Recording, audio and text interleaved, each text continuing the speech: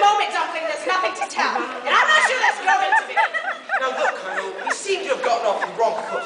It's my fault, I apologize. My father used to say, to err is human, to forgive, divine. I thought that was somebody else. So many people copied him. May I help you, Miss Fernville? Oh, no, thank you. I'm just getting myself another bitter lemon. That is, if I may, Mr. Miller? Of course, Miss Furnivall, help yourself. Thank you, most kind. Well, sir. Right here, Colonel. I'll overlook it, Doc. But know this, Miller. My daughter is dear to me. You show me can look after her, and I'll consider the whole thing favorably. I can't say fairer than that, can I? No, ma'am, most fair, most fair. Of course he can look after me, Mumsy. In 5 years, his work is going to be world famous. I'll feel just like Mrs. Michelangelo. There wasn't a Mrs. Michelangelo, actually. Wasn't there, Mr. Gorringe? No, he had rather passionate feelings for a different nature. Really? I didn't know that. Look, I'm sorry if I hurt your feelings. Can we all be friends? I'm not sure I can contemplate a friendship with a viper. Come on, Mr. Gorringe. It really is a case of forgive and forgetting. Have you that in line? Don't mind if I do. Let me mix it for you. It's nothing like having a booze up with a pretty girl. But you haven't seen me yet. Oh, I just know it. Brinsley has good taste. I always said he has just enough taste as I have in porcelain as he has in women. Harold.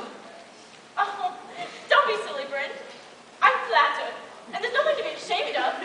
Why be so modest? I found a photograph of one of Smith's from 2 years ago. I must say, she was pretty stunning in a rosy sort of way. Which one was that? I suppose you mean Clea? Did you know her, Mr. Gorringe? Of course. She's been around a long time. Has she? Yes, am I speaking out of turn? Not at all, Harold. I've told Carol all about Clea, though I'm surprised you call 3 months a long time. What was she like? 3 months? I suppose you can hardly remember her, Harold. After all, it was 2 years ago. 2 years? 2 years! Since you mention it, I never liked her. She was too clever for my thought. No, she wasn't. I'm just giving my opinion. Never given it before. I would never ask. But since it's come up, I always thought she was ugly, and for one, she had bad teeth. Like a freaking stupid picket fence. Oh, yellow and spiky. She had nothing of the kind. Yes, she did. She had bad skin. It looked like new pink gray wallpaper with all that old stuff underneath it. Oh, this is disgraceful. No, I never liked her. You really knew it. And so tiresomely bohemian. You mean she was as pretentious as her name? I bet she was. That photograph I found showed her a sort of sultry peasant blouse. She looked like the bottom bride of my Lord's makeup apparatus. What's wrong? What is it, Mr. Miller? That's not very funny, Harold. What the hell's the matter with you? With me? Well, I'm sure it wasn't the Colonel. What was it, sir? Clea? Clea? What? I was just remembering her, man. You're all talking the most awful nonsense. She was beautiful. And in any way, Harold, you said I was famous for my taste in women. But it had its lapses. Rubbish.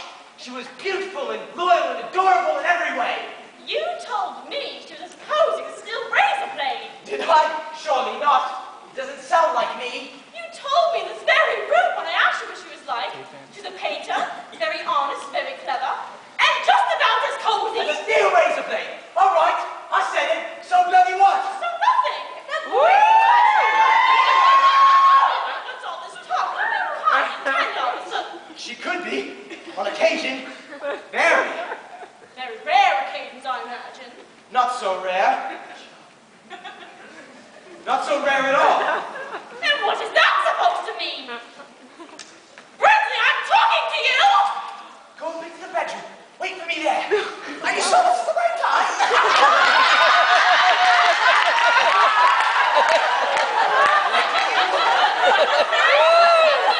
He wants you upstairs. For what reason, I can't begin to imagine. I'll tell you more about the comment, Daddy. It's all back. Every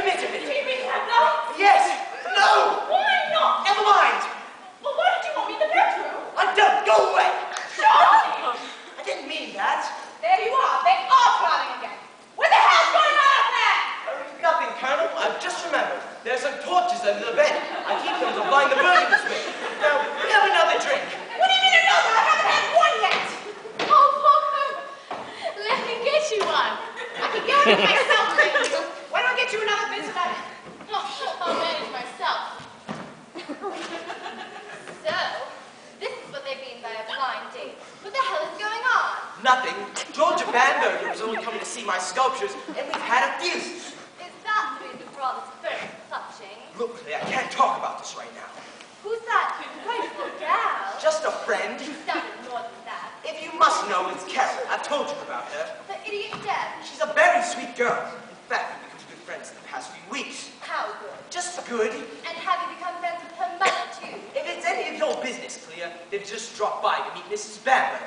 What was it you wanted to tell me on the phone tonight? Nothing. You're lying. Look, Clea, if you've ever loved me, just slip away quietly with no more questions, and I'll come around later and explain. I promise. I don't believe you. Oh, please, darling. Please, please, please. And now it's a decent glass of scotch. Are you getting a better lemon? Yes, thank you. I just wonder if this bad guy is going to show up at all. She's a half hour late already. That's nothing. Getting on, getting them.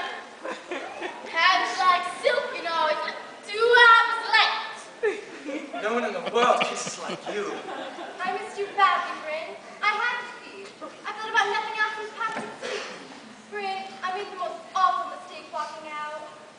Come on, Clea, please. I mean, we've known each other for 4 years.